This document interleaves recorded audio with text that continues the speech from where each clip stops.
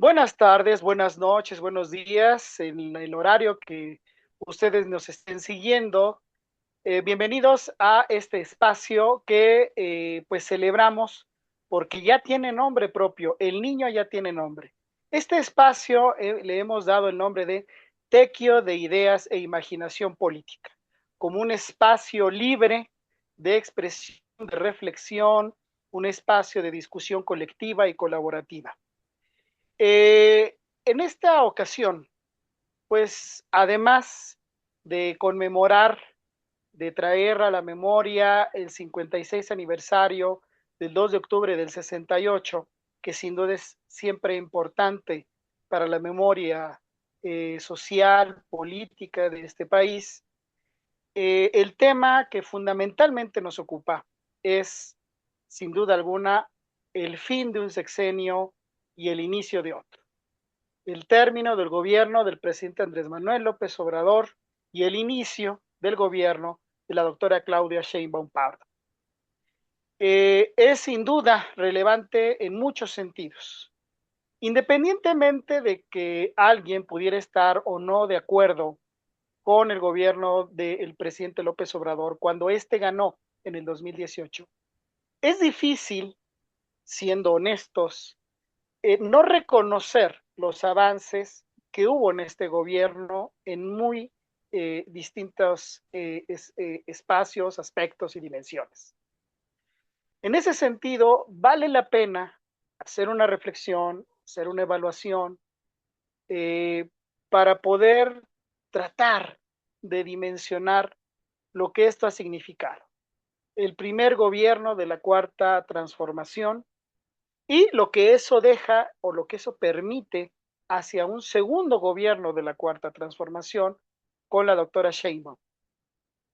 Estamos pues en este momento, es un momento histórico en muchos sentidos. El día de ayer veíamos el traspaso de gobierno, cómo un gobierno de izquierda pasa a la banda presidencial a otro gobierno de izquierda, y que incluso la líder del Congreso, la maestra Ifigenia Martínez, pues fue esta, cumpliendo obviamente los protocolos legislativos, pues fue la que encabezó el protocolo, encabezó la ceremonia, y eso también es simbólico en muchos sentidos. Y evidentemente el que sea por primera vez una mujer la jefa de Estado, la presidenta, como bien lo decía la doctora Sheinbaum. En fin, ahí está el hecho histórico y nos toca analizarlo. Bienvenidos, Tere Lechuga, bienvenido Arturo, Arturo Ramos, Leonardo Sánchez, Raúl Ruiz, Héctor Mora, Héctor Pulido. Bienvenidos a Tequio de Ideas e Imaginación Política y pues adelante amigos, no sé quién quiera comenzar con esta reflexión, arránquense, porque la reflexión está sabrosa, quizás un poco nostálgica, evidentemente, eh, pero muy, muy importante. Adelante, ¿quién se arranca? Tere, Tere, salta a la palestra. Adelante, Tere. Gracias. Bueno, pues yo quisiera comentar antes del nuevo sexenio que inicia ya, que ya empezó ayer, el de la salida, ¿no? Algo breve respecto de lo que ha significado este gobierno de López Obrador.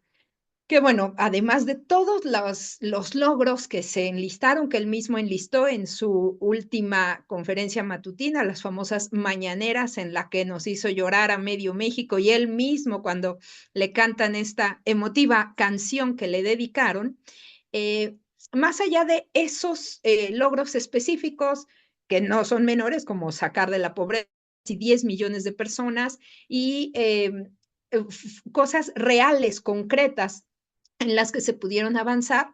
A mí me gustaría poner énfasis en algo específico que hemos estado, Arturo y yo, platicando ya durante mucho, mucho tiempo respecto de la transformación del Estado que logró. Eso es, en términos generales, lo que me parece importante y que él insistió en llamar humanismo mexicano, pero que quedó como un concepto todavía tan...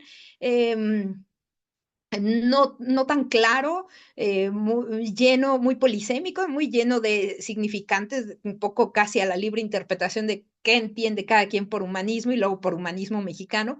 A mí me parece que no cuadra del todo, aunque se entiende la idea. Me parece mucho más acertado hablar de la transformación del Estado que logró. Eso fue lo que logró. Realmente sí sacar al Estado-Nación, de un proceso de neoliberalismo en que se tenía sumido durante ya casi 40 años y que entonces él hace esta transformación de Estado. Es ese el gran logro que hay que reconocer, que podría quizá parecerse bastante a la idea del estado de bienestar de Keynes, pues, ¿no? En muchos sentidos, pero con estos nuevos tintes, además de un siglo XXI. Arturo lo ha denominado un nuevo estado social con tintes plebeyos. El caso es que lo que sí quedó hecho, si se llamara así o de otra manera, me parece que lo que sí logró fue lograr un estado antineoliberal, que haya roto con toda la consecuencia que dejó el neoliberalismo y que haya logrado sacar adelante ese largo espectro neoliberal, sobre todo de la ideología, no se logra tan fácil, ¿no? No son 36 años de esa forma, no se pueden sacar así en un solo sexenio, pero me parece que sí dejó las tablas para un Estado antineoliberal. Con eso Claro, empezaría yo. claro. Héctor y luego Raúl, por supuesto. Gracias. Bueno, yo creo que además de lo que estaba comentando Tere, lo principal que hizo López Obrador fue demostrar que era posible hacer cambios. Durante décadas, los movimientos sociales, los rojillos, los luchadores por la democracia, tratábamos de convencer a la gente de que era posible si nos organizábamos a hacer un cambio. Y la verdad es que había muy poca gente que nos creyera. No que fuera deseable el cambio y no que no fuera necesario organizarnos, sino que fuera posible hacerlo. Nos decían cuando el PRI era muy fuerte, nunca vamos a vencer al PRI, eso no se puede, no hay forma. Estamos junto a Estados Unidos, ¿cómo vamos a tener un cambio? Nunca nos van a dejar. En fin, había un escepticismo muy grande en relación al cambio. Cuando gana y empieza a hacer las cosas que ya todo el mundo está repasando en estos días, pues cambia el ánimo de la gente. Creo que eso es lo más importante, demostrarle a la gente que sí se pueden hacer cambios y que estos cambios pueden ser incluso grandes, importantes, ¿no? Y yo era muy escéptico cuando él decía desde el principio que la revolución de las conciencias, dice yo, no, pues eso sí lleva más tiempo, pero en realidad, si no las conciencias, porque a lo mejor se quiere remitir a algo muy fuerte, muy profundo, sí el ánimo de la gente. El ánimo ha cambiado, ahí yo sí diría radicalmente. Hay otra disposición a cómo se ven las cosas, etcétera. Todavía muy casado con solamente un método, una forma de ver, una forma de hacer las cosas, pero al menos está sentado esto. Y de lo último, de lo del neoliberalismo, del Estado neoliberal, yo creo que falta todavía un ratito, ya no tan largo, pero lo que el trabajo que él ha logrado hacer es empezar a desmantelar el Estado neoliberal. Eh, Faltan todavía como 18 o 20 reformas que están en proceso y se van a apurar por lo que se ve durante este fin de año y eso nos va a poner todavía mucho más cerca de eso del desmantelamiento del neoliberalismo. Como decía Tere, 35 años, pues no podemos decir que no es nada, pues generación y media de mexicanos que crecieron con esa lógica. Y bueno, el estado de ánimo ha cambiado, las leyes están empezando a cambiar y bueno, los logros ya económicos y políticos pues ya son el punto de partida. Gracias. Gracias, Héctor. Le damos la palabra a Raúl. Adelante, Raúl. Muchas gracias, Nacho. Buenas noches a todos y a todas. A mí me parece que hay grandes avances en el terreno ideológico, en el terreno político y en el terreno económico. Particularmente esto que hemos estado o que se ha estado aludiendo sobre el neoliberalismo como proyecto económico y político, obviamente pues sí, estamos ahí apenas picando piedra en su desmantelamiento total, pero por lo menos ideológicamente sí hubo un avance en la confrontación que le dio el presidente cada mañana. Lo que yo más le reconozco a Andrés Manuel fue ese combate ideológico, y la verdad es que yo como economista le agradezco porque se convirtió en la voz de muchos economistas antineoliberales, que la única tribuna que tenemos de denuncia pues es nuestros espacios de salón de clase, alguna organización social, alguna organización política, la familia, los amigos. Si hubiéramos tenido el micrófono como él lo tuvo cada mañana desde los 90s, creo que el país no hubiera estado como está hasta ahora, ¿no? Deshecho, desarticulado, pobre, dependiente. Y ese es el escenario que teníamos, sí. Yo reconozco que soy de la generación que cayó en la desesperanza. El atraco, el agandallo, la manipulación, la mentira, todo lo que caracterizó los 6 sexenios anteriores, yo creo que no solamente a mí, a mucha gente le terminó generando problemas incluso existenciales, o sea, bien fuertes. Y como economista, pues estos 6 años me enseñan mucho, mucho. Históricamente, las reservas internacionales no habían superado los 180,000 millones de dólares, cuando mucho 190. Ahorita se superó por primera vez en la historia el límite de los 200,000. Estamos hablando que deja algo así como 240,000 millones de dólares en reservas internacionales. Deja una moneda estable. Y eso no nos explicamos. O sea, ustedes vean, no les miento, lo vimos desde la primera sesión. Después de cada crisis económica, lo primero que se refleja es una devaluación monetaria. Aquí tuvimos la crisis del 2009, la pandemia, pues, 2021, 18 a 20. Parón de la economía en plena pandemia se quedó en 8.2%, pero la moneda no se devaluó. ¿Por qué? Y eso es digno de analizar desde la ciencia económica. Por primera vez no se incrementa la deuda más allá de los parámetros normales. Cada sexenio se había incrementado entre 20 y 30%, 20 y 30%. Acá solamente se incrementó lo establecido casi por las tasas de interés a nivel internacional, que se rayan entre 5 y 6%.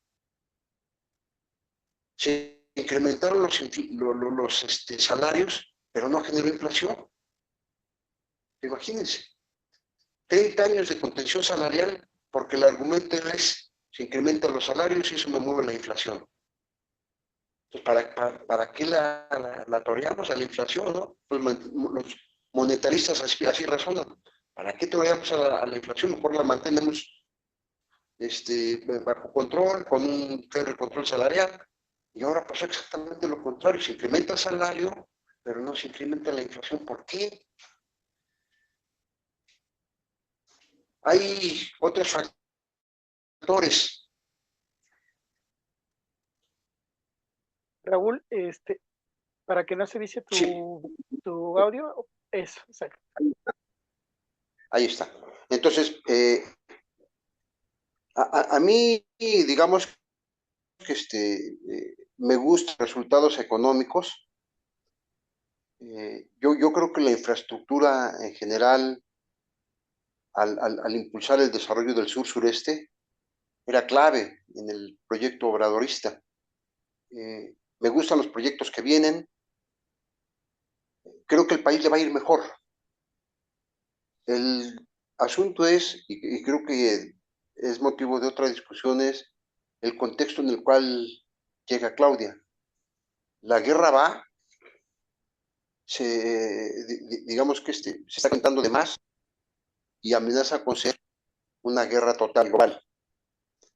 Entonces, ahí yo creo que es un escenario muy complejo y es, pues ni modo, también nuestro papel a nivel internacional en la División Internacional del Trabajo, pues ventajoso, ¿no? Para el proyecto económico que trae Claudia.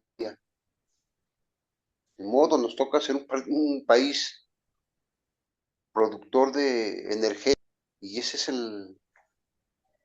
digamos, nuestro rol, uno de los varios roles que va a jugar la economía mexicana a nivel internacional. Y pues, también habría que discutir los 100 puntos que planteó Claudia en el lunes, que pues más o menos delinean cuál va a ser la segunda base o el segundo piso de la cuarta T. Pues por lo menos yo ahí ahorita le dejo ahí, yo reconozco esos avances, reconozco otros avances políticos y pues 2 de octubre no se olvida. Muy bien. Arturo, luego Leonardo. Sí, miren, yo la forma en que lo observo, el proceso que nos ha tocado vivir con Andrés Manuel, es que si recuerdan la sesión en que discutíamos sobre el Estado, yo hacía énfasis, es una interpretación que viene de lejos, pero yo la he retomado para tratar de entender los fenómenos que vivimos, sobre todo en América Latina.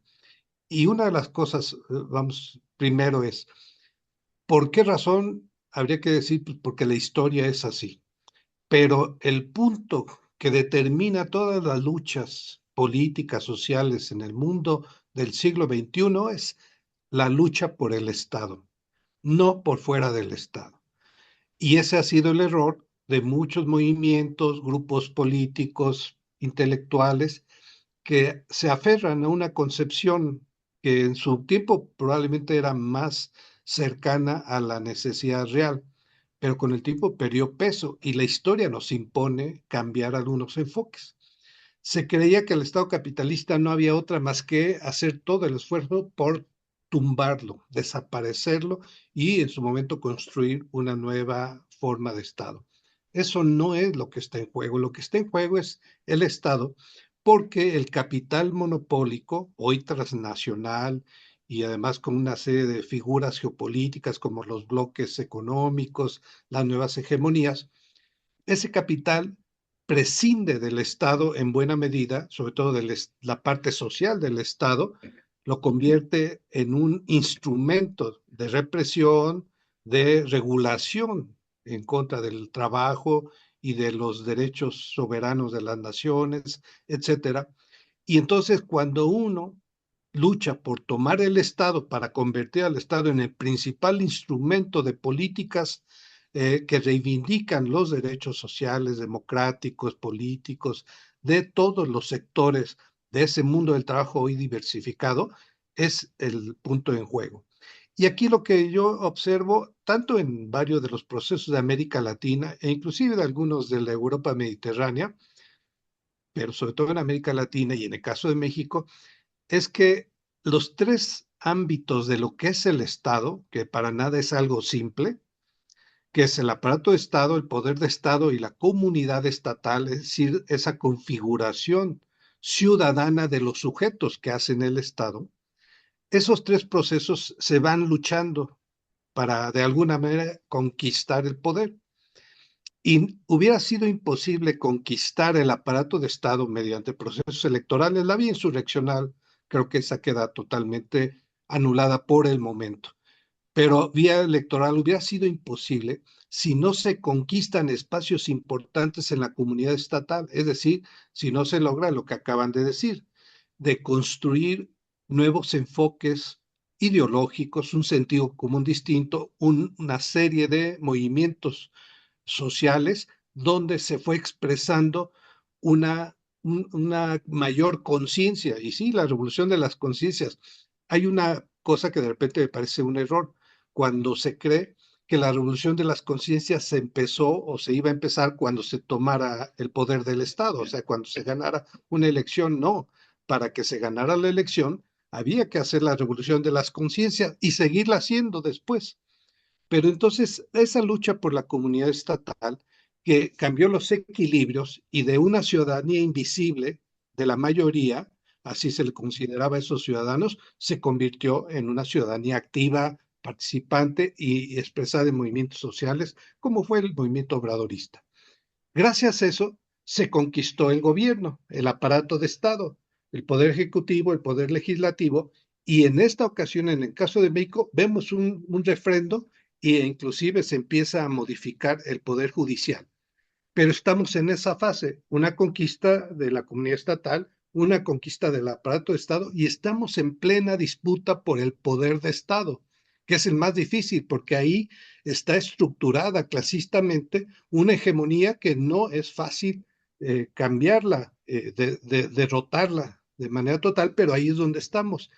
Y por eso, ya simplificando con esta primera intervención, esto que acabo de decir es lo mismo que decir, hubo movimientos sociales y eso no empezó con Andrés Manuel, sino muy, muy atrás, y por eso muchos de nosotros debemos sentirnos orgullosos de haber participado en todas esas luchas que fueron construyendo, a veces con retrocesos y derrotas, y a veces con avances, hasta llegar a ese gran movimiento que dio lugar al triunfo electoral a pesar de los fraudes, a este proyecto y que ahora lo refrenda con una mayoría mejor situada que la que se tenía en 2018. Bueno, con todo esto, ¿qué es lo que Tiempo, hemos tiempo. logrado?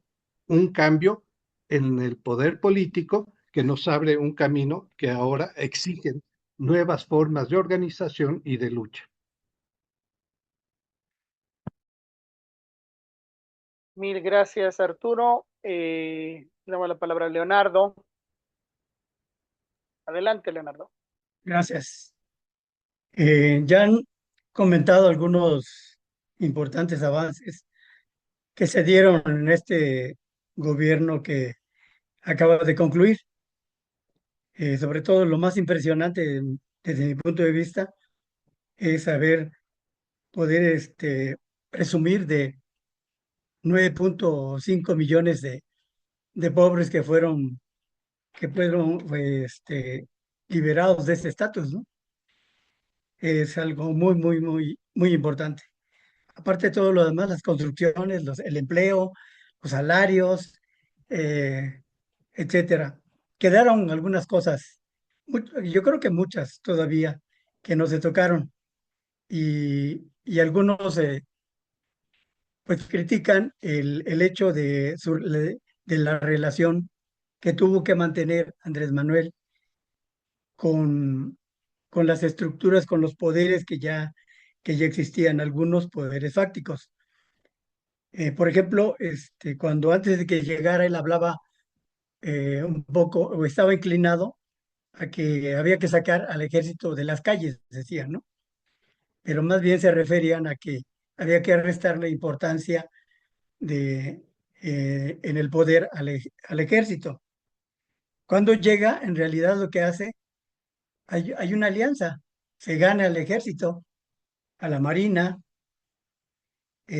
ofrece la creación de la Guardia Nacional, que aun cuando no se tienen los grandes éxitos, sí está muy bien situada en la opinión de la población. Eh, pero todavía quedan cosas pendientes con el ejército y sería interesante pensar o ver o analizar qué es lo que haría Claudia, ¿no? ¿Qué es lo que va a hacer? ¿Va a seguir haciendo lo mismo? Por ejemplo, hay muchas cosas que aclarar de la participación del ejército durante el 68 y más recientemente sobre su participación en la desaparición de los estudiantes de Ayotzinapa. Ese es algo que se maneja de una manera que se le reclama, ¿no? Al gobierno de Andrés Manuel, su relación con el gobierno, con el ejército y toda la posibilidad que le dio de trabajo, que elevó la importancia de las Fuerzas Armadas ante la población. Yo creo que si no hubiera hecho esa alianza o ese acercamiento con el ejército, difícilmente hubiera podido avanzar, aún con todo lo que se le pueda criticar de la relación con ese cuerpo que en su tiempo o en el pasado fue un cuerpo represivo. Si no, no se hubiera podido construir el aeropuerto, dos aeropuertos, el de el AIFA y el de Tulum, por ejemplo. La construcción del Tren Maya no se hubiera concluido a tiempo. eh, las, muchos sucursales del Banco del Bienestar, eh, y una serie de trabajos que el ejército pudo llevar a cabo. Y por el otro lado, también veíamos a los empresarios como lo peor que había en el sistema, porque eran unos abusivos, porque era gente que llegaba a saquear. Pero Andrés Manuel hizo una alianza con grupos empresariales. Muy Eso bien hecho. también le permitió avanzar, avanzar bastante, aunque dentro de esos grupos también hay grupos radicales, ¿no? Ya, son menos, pero él supo incluso jalarse a grupos empresariales que le permitieron que hicieran inversiones. Ellos ganaron. Parece que en este gobierno se ganó, todo el mundo salimos ganando, porque los banqueros ganaron mucho, los empresarios ganaron mucho, la población, o sea, ganó, tal vez no mucho, pero ganó lo que no había ganado en mucho tiempo. Por otro lado, no tocó para nada a la Iglesia Católica. Había muchas cosas que sacarle, ¿no? Los abusos que se han dado, pero no quiso meterse por una cuestión de no abrir tantos frentes de guerra o de batallas. Y Vayamos algo concluyendo. algo que queda también, yo creo que es peligroso, es los medios de comunicación. ¿Qué se va a hacer con ellos? ¿Cómo los va a tomar Claudia? Porque no dejan de ser un Tiempo. peligro, n- no un apoyo. Gracias. Héctor Pulido, adelante. Bueno, buenas noches a todos. Primero que nada, eh, miren, yo creo que este término de sexenio nos deja muchas lecciones. La forma de cómo gobernó Andrés Manuel me parece que cambió las reglas del juego, cambió la forma de gobernar con una nueva narrativa, que me parece muy importante. Primero, puntualizó que hay que organizarnos, ¿no? Buscó la organización desde el desafuero hacia acá. Dos, hizo lo que nadie había hecho, y estoy hablando de los grupos que han estado en el movimiento, de los diferentes liderazgos que han venido desde la izquierda, que es recorrer el territorio. Creo que él mismo lo decía, es el ciudadano o el mexicano que conoce mejor el territorio que cualquier otro mexicano. Tres, me parece que le apuntó como una nueva alternativa a los medios alternativos de comunicación. Efectivamente, sabía que con estos medios de comunicación que pertenecen a los grandes capitales, tenía que buscar una alternativa, y eso fue la mañanera y todos los medios alternativos que son en línea, ¿no? Me parece que cuatro, en esta nueva narrativa, lo que hizo fue generar negociaciones políticas con diferentes sectores, que no significaban negociaciones ideológicas. Él negoció con todos para poder generar una estabilidad y que al país le fuera bien, ¿no? Negoció con los empresarios, negoció con el ejército, con diferentes sectores, digo, no importando el pasado o de dónde venían, lo que necesitaba él es que el país avanzara. Muchos decimos que es como este piloto de avión que necesita gente que sepa ayudarle a manejar el avión, y no tanto en el concepto de si son afines ideológicamente, porque recordemos que hubo muchas adquisiciones que se sumieron a su gobierno y no necesariamente eran gente de izquierda. Luego creo que también utilizó, como un quinto punto, utilizó el espacio de poder para poder enfrentarse a todo el mundo sin temor a errarle, ¿no? ¿Y a qué me refiero con esto?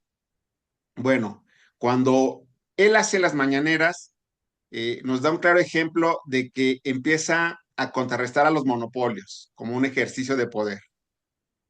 Dos, me parece que también cuando se enfrenta, cuando utiliza este espacio de poder, lo hace para redistribuir los recursos y el presupuesto, lo que no había pasado nunca, lo que no había sucedido con las anteriores administraciones, ¿no?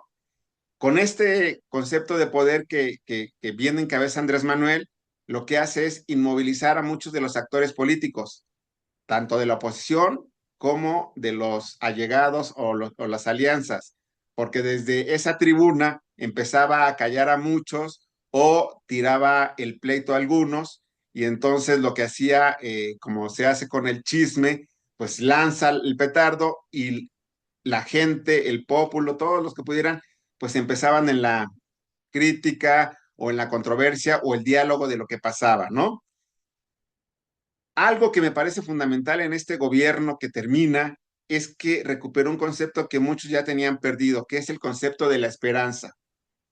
Les dio la esperanza a muchos sectores, les dio la alegría a mucha gente, porque se sintieron y nos sentimos representados muchos ante esos sectores poderosos, oligárquicos o de la derecha, ¿no? Y eso significó esperanza para muchos, porque lo escuchaban y decían, es mi voz, estoy con él porque es lo que yo quisiera decirles, estoy con él porque ante los abusos del poder, pues él lo está haciendo. Pero bueno, esa es la parte muy romántica, ¿no? Creo que este nuevo cambio del proyecto económico y político Un minuto. apenas le dio unas pinceladas, porque en lo económico pues seguimos dependiendo y seguimos a merced de los grandes capitales, estamos ya no en el concepto teórico ni político neoliberal, pero sí estamos en el concepto económico neoliberal, ¿no?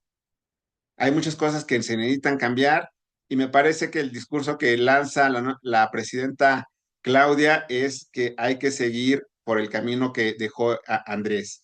Y algo que me parece como muy puntual es que Andrés, esa es mi percepción, Andrés busca su lugar en la historia y creo que se lo ganó. Desde que llegó o desde que comenzó todo este periplo de la lucha, de este movimiento que al final se consolida como la cuarta transformación, él busca su lugar en la historia. No buscaba un asunto simplemente de poder, Tiempo. recurso o que se le recordara como un presidente que llegó. Los anteriores presidentes pues solo estarán en la historia como un elemento de registro, pero él sí busca creo que en esta parte estar con estos grandes personajes de la historia, ¿no? A los que ensalzamos, a los que tenemos como referentes históricos. Y creo que esa es una de las cosas que Andrés Manuel buscó y lo logró. Creo que, y repito esto, Tiempo, creo tiempo. que él empezó a gobernar y empezó a cambiar las formas de cómo gobernar con esta nueva narrativa, donde, lo reitero, organizó, recorrió el territorio, buscó medios alternativos de comunicación para enfrentarse a estos monopolios y utilizó el espacio de poder para lo que se necesitaba, para enfrentarse a todo sector que se le quisiera oponer. No digo que eso sea malo, al contrario, dio muchas cosas para mejorar este país que hoy lo tenemos. Gracias. Gracias, Héctor. Pues colaborando a la discusión, a los comentarios, o mejor dicho, a este balance, lo primero que me gustaría decir, y creo que eso está en el ambiente y en el ánimo de todos, lo primero es que yo estoy muy agradecido. Ese es el sentimiento. Sí, hay un poco de tristeza, un poco de nostalgia, pero la verdad es que yo estoy muy contento porque el presidente termina su sexenio quizás en las mejores condiciones posibles. Raúl ya hablaba de las cuestiones económicas, ¿no? La transición política fue muy eficaz, muy tersa. Entonces yo estoy muy agradecido, me siento muy bien en ese sentido y muy tranquilo. Eh, por lo, porque fue posible, como decía el compañero Mora, pero también porque fue posible no solamente llegar, sino desarrollar todo este gobierno. Ahora, yo destacaría algunas cosas. Creo que lo económico, las dos grandes metas logradas es que sentó las bases de la recuperación del mercado interno. Eso creo que es fundamental. Y lo segundo, también sentó las bases de la recuperación de la independencia energética. Eso, porque ahora que viene el tema de la guerra en Medio Oriente, hijo, pues ahora vamos a entender lo importante que es eso, ¿no? Que podamos tener esa independencia energética.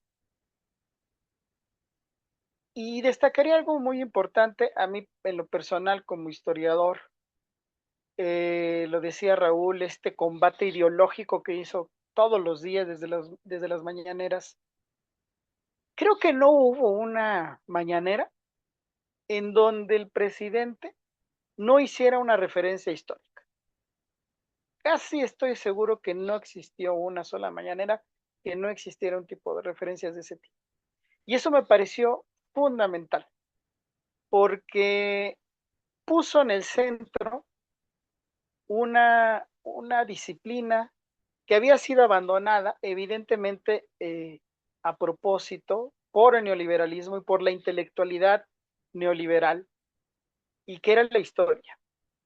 Porque ciertamente cuando le arrancas a un pueblo, a una sociedad, su memoria, le arrancas todo, empezando por la identidad y su capacidad de poder luchar.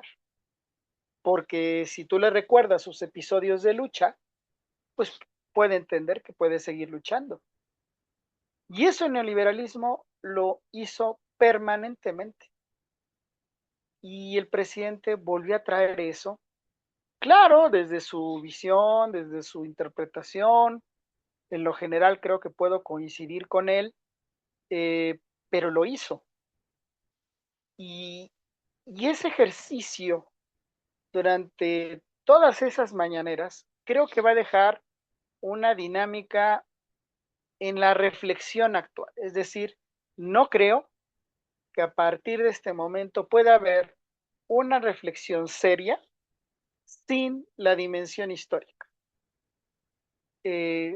Porque bueno, así era la reflexión antes del neoliberalismo. Era histórica, en primer lugar. Las izquierdas así reflexionábamos antes del neoliberalismo. Pero la avalancha, la ofensiva ideológica neoliberal así lo marcó, y él nos permitió regresar a eso. Entonces eso creo que sí fue una de las grandes victorias ideológicas de frente al neoliberalismo. Y además, junto con ese tema histórico o esa dimensión histórica, la reivindicación de lo popular. A mí me encanta el término que usa Arturo de lo plebeyo. Es decir, la reivindicación de la cultura popular, si se quiere hasta populachera, si se quiere hasta naca, ¿no? Pero era necesario hacerlo, porque el neoliberalismo, sumado a todo el discurso clasista y racista de las derechas, también hizo de lado esa identidad popular. Y entonces el pueblo, sin su cultura y sin su memoria, pues se quedaba totalmente alienado de frente a la avalancha ya de por sí terrible de la economía y la política neoliberal. Entonces, eso se lo agradezco infinitamente, porque ahora nos permite no solo recuperar el discurso histórico, sino incluso reescribir cosas. Él ha abierto la puerta y creo que eso es enormemente positivo. Bueno, ahí está esta primera ronda. Alguien ya levantó su manita, pero me imagino que es Tere, porque ya la veo con esas ansiedades. Adelante, Tere. Y bueno, también Arturo, pero no hay dos manitas. Entonces, pero la levantamos ahorita ambos. Bueno, coincido con todas las opiniones que ahorita han dado y recuperando esto último como un puente de lo que dices, Nacho, de lo popular. primero hablé de el gobierno de Andrés Manuel, ¿no? Y ahora hablo de lo que viene ahora. Me parece que en términos de gobierno, bueno, pues todavía hay que esperar, apenas lleva un día, pero que en los 100 puntos que lee Sheinbaum en su primera aparición ya como presidenta el día de ayer, lo que queda claro sí es tal cual ella lo llama, ese segundo piso, ¿no? Que no podría ser menos. Digo, Andrés Manuel llega a un estado destruido por el neoliberalismo, saqueado, golpeado, y lo levanta, ¿no? Logra levantar, incluso habiendo enfrentado el grave problema mundial que fue la pandemia, y lo saca adelante. Entonces, deja ahora un Estado con una buena economía, como ya mencionaron los compañeros Raúl, Leonardo, lo deja bien, lo deja con tablas. Entonces, no solo ella como quien lleva el timón, el equipo todo no puede hacer algo menor a eso, ¿no? O sea, tienen la obligación histórica de sobre eso, como ellos le llaman, montar el segundo piso, la continuidad, como gusten llamarle. Pero eso no es más que, si se gusta, una especie de programa de gobierno, pero me parece que le falta más para hacer programa. Pero son 100 compromisos a cumplir que sin duda lo que dejan claro es que habrá continuidad en ello, mejoras en otras cosas, y por ese camino va la cosa. Pero yo de lo que quiero hablar es de la diferencia que yo ya alcanzo a ver desde antes entre lo que va a ser el gobierno de López Obrador y el que viene.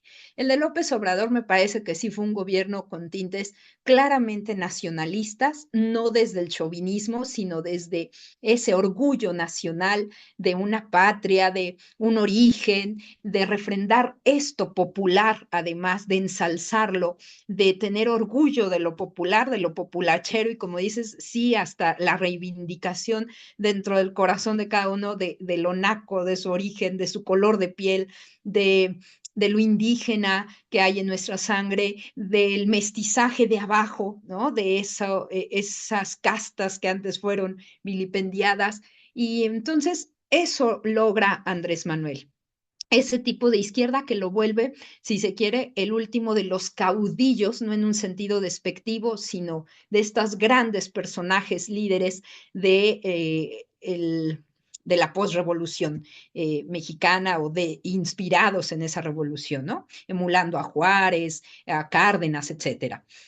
Y que lo que ahora viene en el gobierno, por múltiples asuntos que se cruzaron ahí, de la forma en cómo llega este equipo completo, pues me parece que es la llegada de una izquierda, como hoy le dicen muchos analistas, brahmánica, con los tintes mexicanos, pero brahmánica al fin y al cabo, es decir, la izquierda de los educados, de los formados, de los técnicos, conocedores, de los expertos, etcétera, frente a una derecha, como le llaman también los analistas, la marchand droit, ¿no? La derecha de los mercantes, de los que piensan en los dineros, yo diría los mercenarios, ¿no?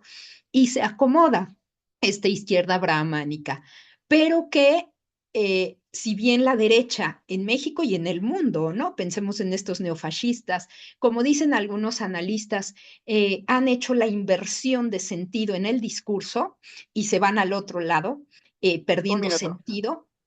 En la izquierda brahmánica hay también un discurso que me parece que sí es digno de analizar y de criticar.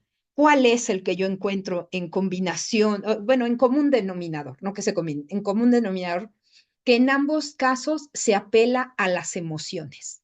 Dijo Héctor Mora, es que quedó un estado de ánimo distinto. Una cosa es el estado de ánimo y además el sentimiento legítimo y auténtico que levantó Andrés Manuel. O sea, a Andrés Manuel se le quiere, el pueblo quiere a López Obrador, tiene un sentimiento, tenemos, muy auténtico. En cambio, apelar a las emociones es una estrategia que va más con la mercadotecnia. Me parece que el nuevo gobierno arranca así, apelando a la emoción, que no es lo mismo que generar sentimientos, porque esos no se hacen, nacen, y habrá que ver si lo logran.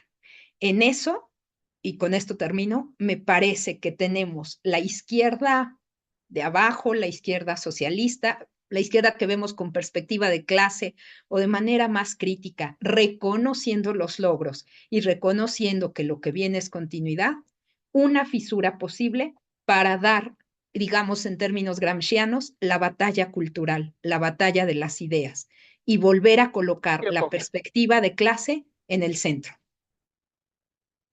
Perfecto. Imagino que Arturo. Sí, Adelante, adelante y luego Héctor Mora.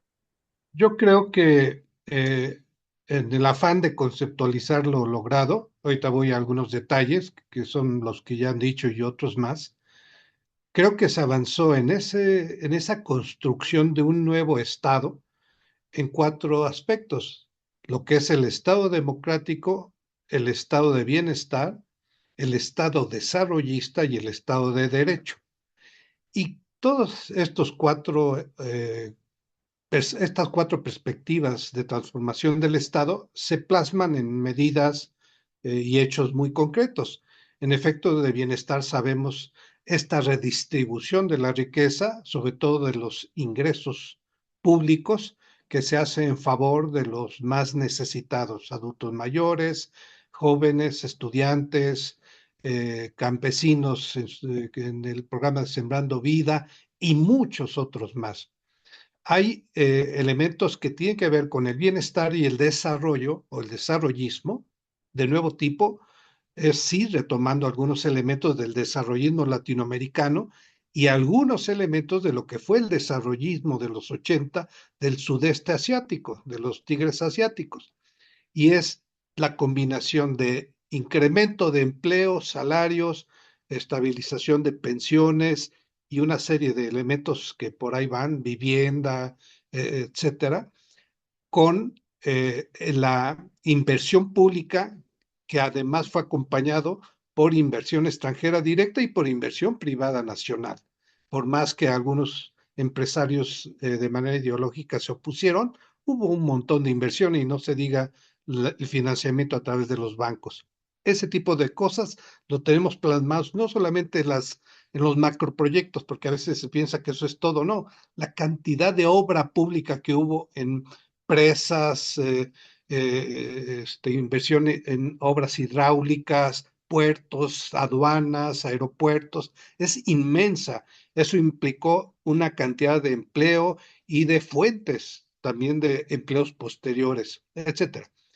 En cuanto al Estado democrático, pues simplemente fue el respeto a la diferencia, a las opiniones diferentes, inclusive de una derecha agresiva, violenta, de unas campañas mediáticas que no hicieron mella para evitar la represión, permitir la libertad de expresión, la apertura, la transparencia del Estado, estas nuevas formas de comunicación que la mañanera fue su vertiente principal, etcétera.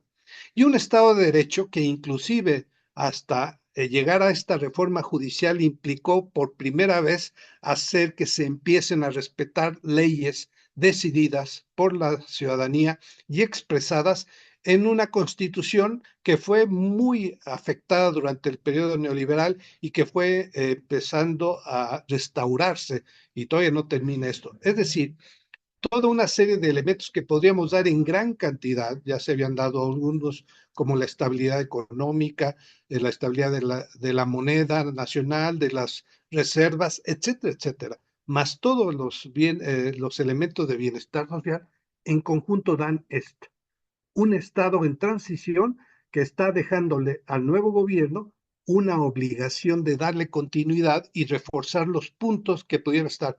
Yo aquí anticipo algo. Otro de los elementos que hay que hacer a un lado, como hay que hacer a un lado la idea de que hay que destruir el Estado capitalista y construir otro, porque eso no está en la posibilidad y a lo mejor no es la mejor de las ideas, a pesar de que queramos cambiar el capitalismo, es seguir con la idea de que los ejércitos son solamente aparatos represivos de los trabajadores. Yo he insistido, todas las revoluciones sociales radicales, como la Revolución Rusa, la China, la cubana, han construido sus propios ejércitos. Entonces los ejércitos pueden servir para reprimir no solamente a los trabajadores, sino a todas aquellas formas que violan una nueva legalidad por ejemplo, cuando la ciudadanía toma en sus manos las decisiones. Pero una de las cosas por las cuales no hay que hacer caso a ese enfoque de la militarización es que la militarización no es el problema, es la represión. Pero si un ejército, en lugar de reprimir, construye, ayuda en los desastres, educa, se convierte en una fuerza profesional y técnica muy importante, etcétera, se convierte en efecto en un instrumento muy valioso para el desarrollo y para resguardar la soberanía nacional, pero también la seguridad social. ¿Por qué aquí no han podido la derecha amenazar realmente con golpes de Estado? Porque precisamente este ejército, con todos sus defectos históricos del pasado, que fue utilizado, no todo, pero una parte en la represión, este ejército no está en posibilidad de ser cooptado por ni por la Tiempo. burguesía, la oligarquía y mucho menos por las fuerzas de derecha. Con todo esto, entonces, en una siguiente intervención diré qué es lo que le queda de manera particular, muy precisa, al nuevo gobierno de esta continuación de la Cuarta Transformación. Gracias, Arturo. Héctor Mora, adelante. Híjole, gracias. Bueno, yo creo que esto de que comentaba Tere creo que es Piketty el que lo plantea de la izquierda bramánica, creo que se refiere más a la izquierda marxista o exmarxista europea, y acá la experiencia es un poco diferente porque esta izquierda que llega al poder en México, pues no va dirigida desde la vertiente marxista, aunque haya militantes ahí, y muchos de los que participaron más cercanamente a Andrés Manuel desde antes de ser gobierno y durante el gobierno, hace rato que se habían distanciado ya del marxismo. Con eso no quiero decir que no sea cierto. Lo que digo es que hay un matiz acá y voy a coincidir, no obstante lo que acabo de decir, en lo que dice Tere. Pero primero quisiera decir una paradoja del gobierno de Claudia Sheinbaum. Eh, a toro pasado ya puede uno ver con más claridad que en realidad Andrés Manuel la tenía bien fácil, una vez habiendo ganado. Porque después del desastroso gobierno de Peña Nieto, casi con que se quedara inmóvil y no hiciera grandes idioteces, iba a ser mucho mejor gobierno que el de Peña Nieto. Casi nada más respirando. En cambio, Claudia tiene como antecedente un excelente gobierno. Ya estuvieron diciendo todas las linduras y nos faltan cosas y no se habló, por ejemplo, de la parte internacional y otros muchos asuntos, ¿no? Entonces, el problema para Claudia Sheinbaum y su equipo va a ser que el antecedente con el que se les va a comparar es tremendo. Tremendo por varias razones. Porque es el que inicia el cambio, porque fue exitoso y porque ya es parte de la imaginación colectiva. Y eso lo va a ir engrandeciendo, engrandeciendo, engrandeciendo. Y cada acierto, cada cosa que dijo o hizo Andrés Manuel va a ser vista como si lo hubiera planeado desde que era niño en la primaria. Cuando yo esté en el poder voy a hacer estas cosas con las que se endiosa, los pueblos van endiosando un poco a la gente, pero eso va a ir en contra del propio proceso de la Cuarta Transformación, porque compararte con eso y superar eso, pues va a estar muy difícil. Y yo vi en el discurso de Claudia, ahora que tomó posesión, pero desde antes, me da la impresión de que abusa de las referencias a Andrés Manuel, se excede en echarle flores, aunque todo el mundo las comparta, y en decir soy la continuación, voy a hacer lo mismo que él. Me da la impresión de que eso refleja un cierto grado de inseguridad, que se le entiende porque no cualquiera podría atreverse o sobrellevar con serenidad el asunto de ocupar el lugar, pues, de una persona que se ha convertido en un ídolo y que además ha hecho un trabajo exitoso, ¿no? Creo que también otro problema que va a tener en un poco tiempo es que creo que está abusando del discurso de género.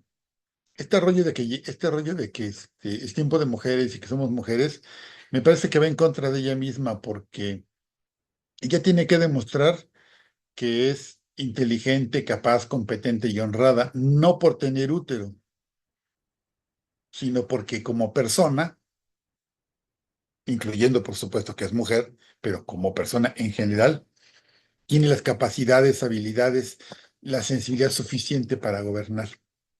Y creo que ese discurso como que limita mucho el Un papel minuto. de las mujeres y el de ella en particular a eso.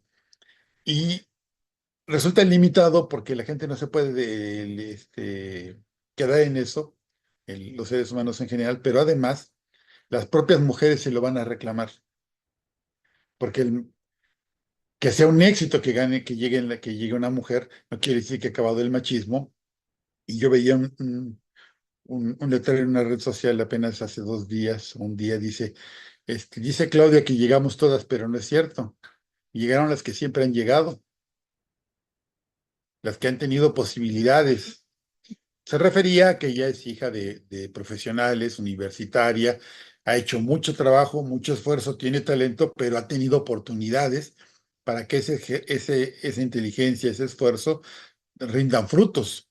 No es lo mismo, y en otras condiciones muy adversas, hacer ese mismo esfuerzo. El resultado suele ser menos Tiempo.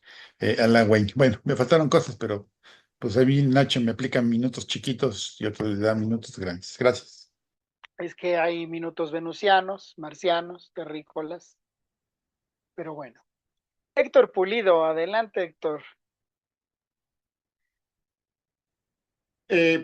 Lo decía bien Héctor Mora, digo, que esto es lo que quiero tocar sobre el gobierno anterior. Algo que no me faltó decir y lo recupero de Héctor Mora es, sí, efectivamente, también México, a través de Andrés Manuel, recuperó un liderazgo en América Latina, ese que se había quedado en el vacío.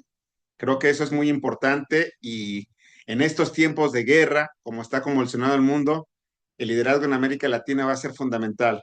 Digo, ahorita los brasileños son quienes están acaparando ese liderazgo, pero que México se sume es sumamente importante. La otra parte que quiero mencionar sobre este nuevo gobierno, me parece que yo no podría criticar a este gobierno, o no puedo decir si es un cambio, una continuidad general de todo lo que está pasando, de lo que hizo Andrés, porque bueno, apenas son 2 días. Y si no me estaría poniendo en el dilema como muchos le quisieron decir a Claudia durante todo este proceso después de la elección, ¿no? Que tenía que romper con Andrés para mostrar su diferencia. Y creo que aquí hay algo que tenemos que tener en cuenta y ser muy puntuales.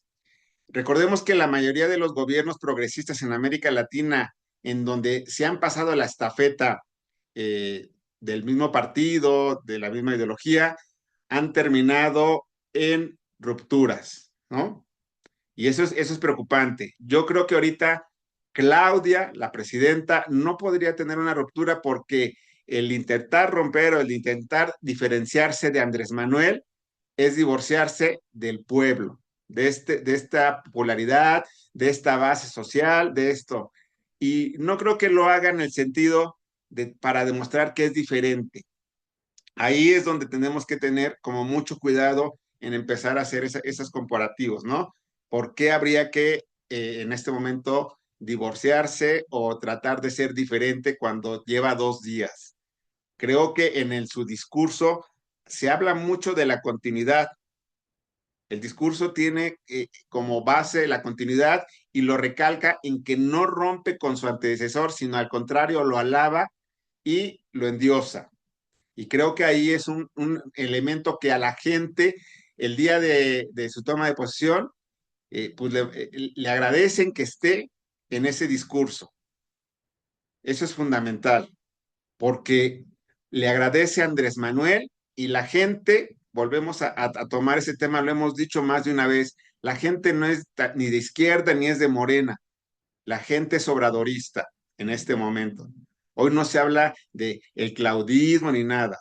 Creo que eso es algo que tendríamos que ir planteando. Lo que yo sí veo en el gabinete es que veo un gabinete muy académico en términos de especialistas y creo que eso para alguien que es una científica, una académica, creo que eso es fundamental. pero quiero retomar el caso de lo que hizo en la Ciudad de México. Así conformó su gabinete en la Ciudad de México. Y en los 3 primeros años fueron rotundos fracasos.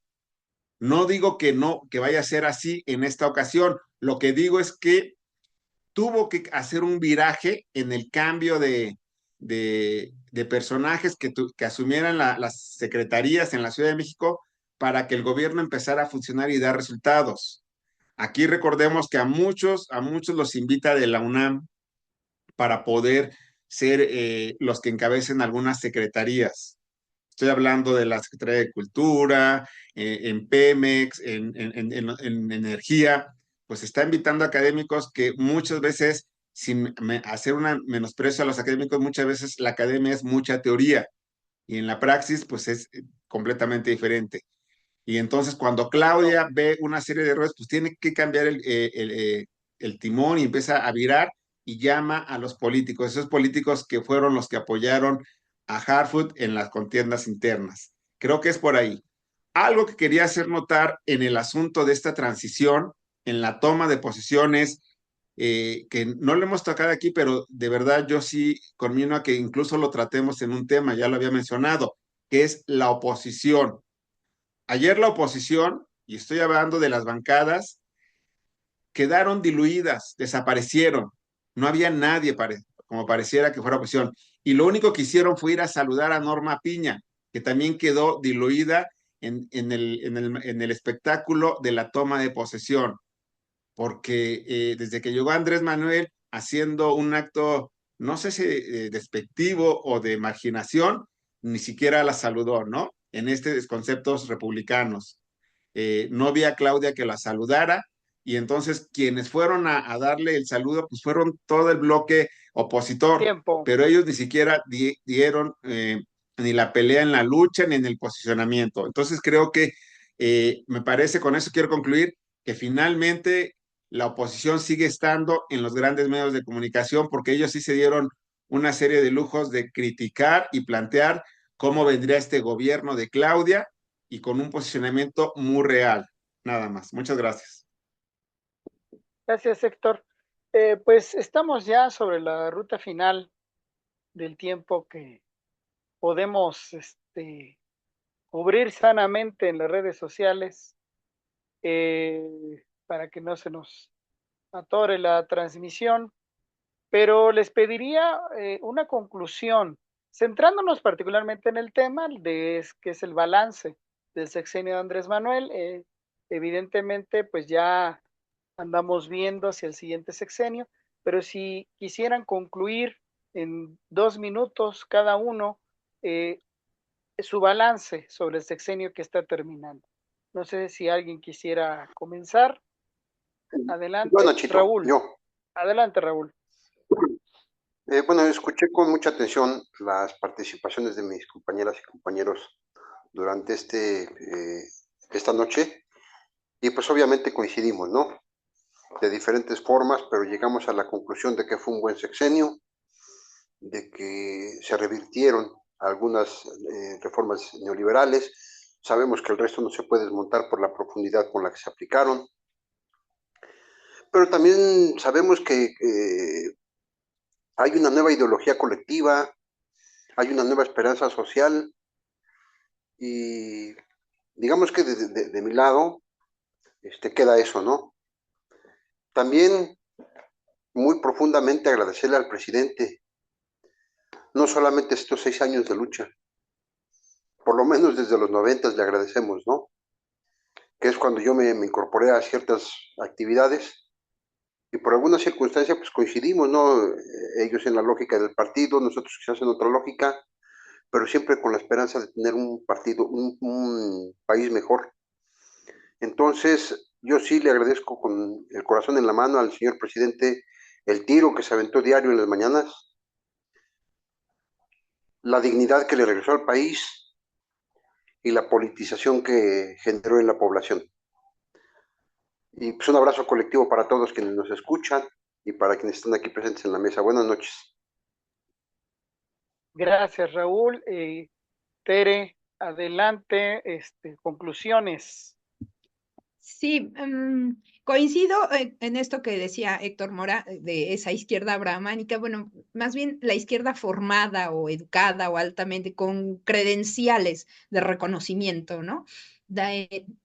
A eso me refería yo y a esto que menciona Héctor Pulido, ¿no? Lo que llegan son este conjunto de expertos salidos de la UNAM. ¿A qué me refería también con eso que decía? Ese discurso pues apela a cosas que coinciden como un denominador con la derecha, por ejemplo, la meritocracia.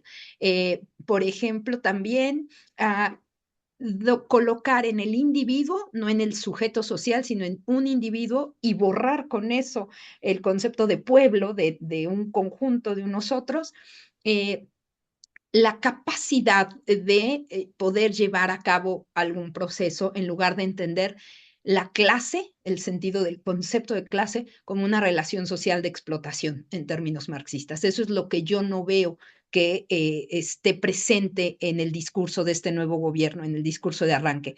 A mí, oigo a mucha gente que dice, me gustó mucho el discurso de Claudia, a mí no, que se haya presentado como soy madre, soy abuela, ¿no?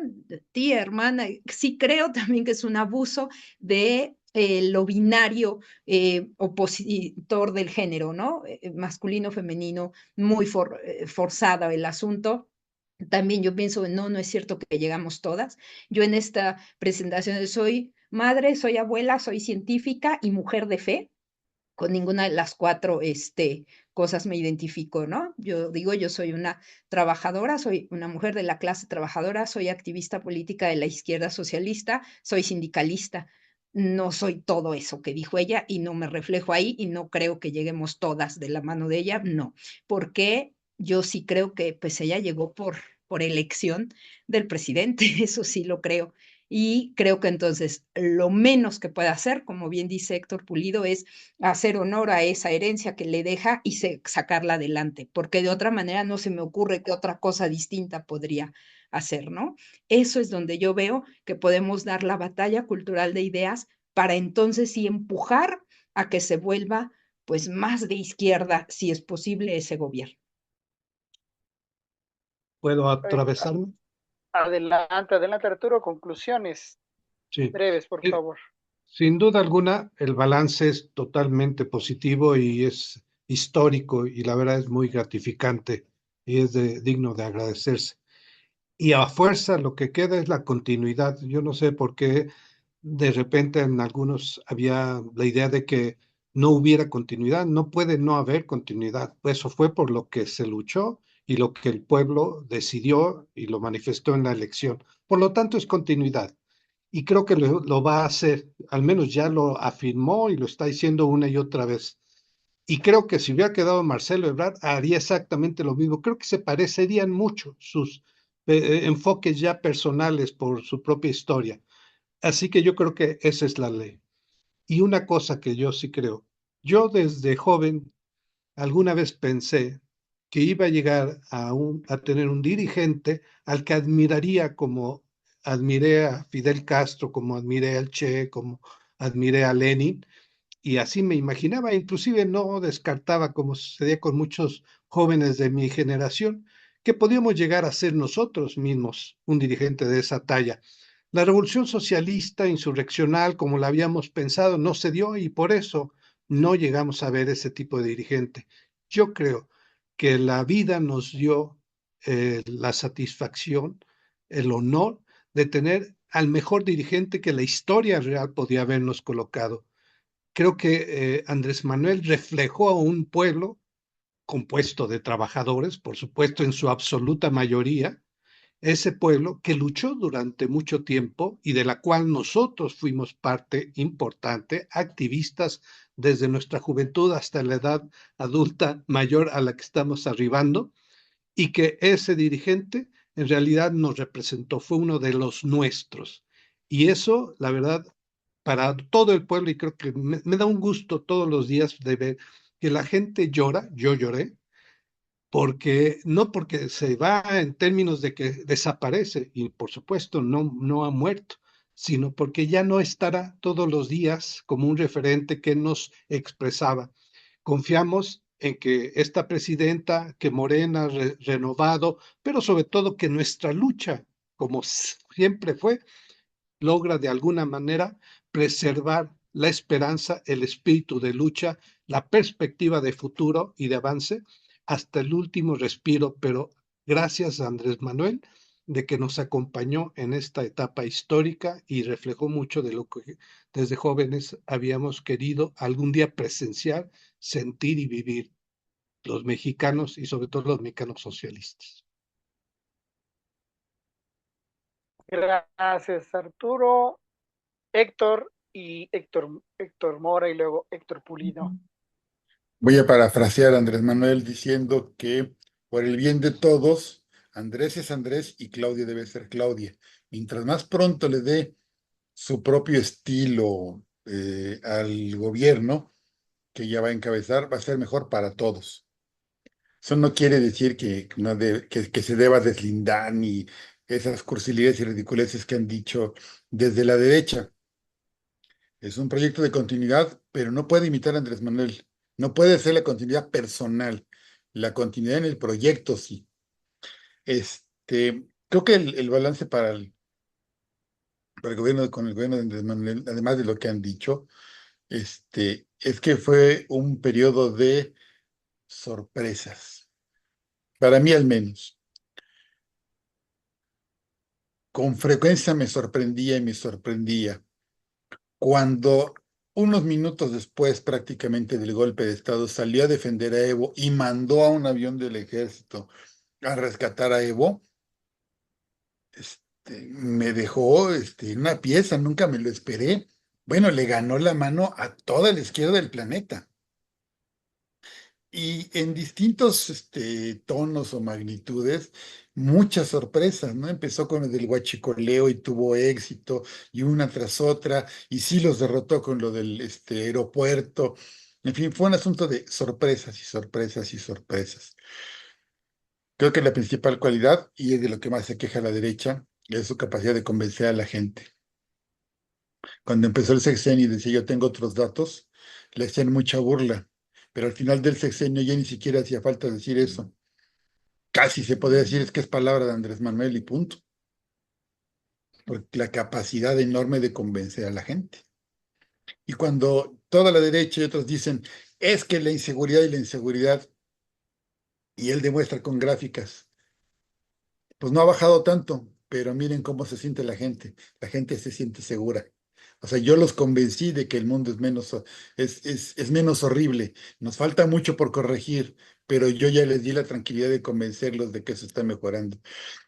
Creo que esas son grandes cualidades y sobre todo el asunto de las sorpresas, pero al revés de antes, ¿no? Que era el priismo y el panismo nos sorprendían para la derrota y la desgracia, y ahora fueron sorpresas para tener éxitos y avanzar. Gracias. Héctor Pulido.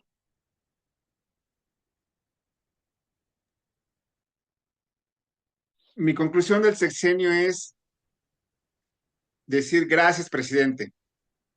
Gracias porque hizo algo que es para mí maravilloso, ¿no? Haber parado el deterioro social, político y económico en el que estaba el país. Por eso le digo gracias. Creo que para mí es positivo. Lo único que me deja sin sabor es que desde el interior, ya sea en el movimiento, en el partido, eh, pues somos farol de la calle y oscuridad de la casa, ¿no? En el asunto de la democracia interna. Creo que todo ha cambiado. Va a ser difícil para la oposición, para la derecha, volver a ganar una mayoría absoluta o una mayoría que permita revertir estos cambios que se han hecho en este momento, ¿no? Estos cambios de raíz y que están en la Constitución. Me parece que por ahí ese es uno de los grandes logros que debemos magnificar en este gobierno que terminó. Creo que debemos ver qué va a pasar con los partidos oficialistas, cómo se van a comportar, porque vuelvo a hacer ese señalamiento. la oposición no está afuera, no está en los partidos viejos, está en los medios de comunicación y la oposición ya está dentro en Morena. Y es donde tendríamos que estar muy alerta. Este gobierno, vuelvo a ser muy puntual en esto, devolvió la esperanza a millones y millones de mexicanos y devolvió el legado de que sí se pueden atrever a hacer estas cosas. Hoy la gente defendiendo a Andrés en las calles, enfrentándose a los medios de comunicación como CNN para decirles que son unos mentirosos. Es decir, la gente está contenta, estamos contentos porque fue un gobierno que nos representó, un gobierno que podemos decir es parte de lo que yo quería, no todo, pero es un gobierno que hizo de verdad un cambio. Y lo hizo en la Ciudad de México, parando ese deterioro. Hoy lo hizo para el país y creo que es una maravilla porque ahora sí, para este nuevo gobierno, comienza el reto. ¿Qué vas a hacer para mejorar algunas cosas, para consolidar otras? Y eso pues no lo podemos decir ahorita. Habrá que esperar los movimientos, lo que va a pasar y el comportamiento de todos los sectores sociales para saber cómo vamos a ir construyendo este futuro para México. De verdad, gracias, presidente. Finalmente, Leonardo, ¿quisieras concluir algo? Sí, gracias. Yo creo que la marca que dejó Andrés Manuel es muy alta y le toca a la nueva presidenta buscar alcanzarla. Pero hay una confianza, así como se ha ganado la confianza de millones de mexicanos Andrés Manuel. Después de su mandato, Andrés Manuel nos ha demostrado que es un estratega, un hombre que ve más allá, se adelanta a su tiempo y él decidió eh, la llegada de Claudia, empujó por ahí, eso fue evidente, ¿no? No, no llegó Marcelo, no solamente porque es Marcelo, sino porque Andrés Manuel no le dio el visto bueno, no quiso apoyarlo, porque vio en Claudia seguramente la mayor capacidad y la confianza para llevar a cabo el segundo piso de la cuarta transformación. Entonces, hay una confianza de Andrés Manuel en ella, no solamente porque es una mujer inteligente, una mujer preparada, porque a ese nivel no, no es suficiente eso, sino la capacidad política que pueda tener al enfrentar las primeras oleadas de ataque que vienen. Por ejemplo, aún todavía está la disputa si pueden echar o no abajo la reforma al Poder Judicial. Todavía lo están intentando, aún a ese nivel. Entonces, es algo peligroso todavía. Y pensando que ya no está el líder y que ella pudiera no tener la habilidad o la capacidad para sacar adelante algo tan grande, tan importante, lo van a intentar con mayor fuerza los grupos de la derecha. Pero creo que sí, creo que tenemos que tener la confianza con Claudia, porque para empezar, bueno, el líder tuvo la confianza en ella, lo dijo abiertamente, siempre lo dijo, que tenía confianza en su capacidad, en su inteligencia, en su habilidad para trabajar.